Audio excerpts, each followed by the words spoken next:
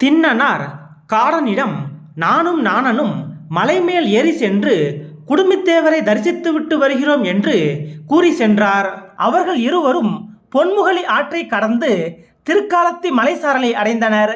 மலையின் மீது ஏறும் பொழுது திண்ணனாருக்கு முன் செய்த தவத்தின் பயனால் முடிவில்லாத பேரின்பம் உண்டாயிற்று. மலையின் மேல் ஏற ஏற அவரது உள்ளம் நெகிழ்ந்தது. மலையின் மேல் வீற்றிருக்கும் குடுமித்தேவரை கண்ட மாத்திரம் ஆனந்த வெள்ளத்தில் மூழ்கினார். எம்பெருமானின் அருகே செல்ல செல்ல ஒவ்வொரு நிமிடமும் ஒவ்வொரு யுகமாக தோன்றியது.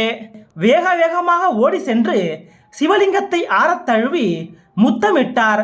கண்களிலே ஆனந்த கண்ணீர் மல்க செய்வதறியாது தன்னை மறந்த நிலையில் இறைவனை அணைத்து கொண்டிருந்தார். அவரது அனுபவத்தை வார்த்தைகளால் விளக்க முடியாதவாறு ஆனந்த வெள்ளத்தில்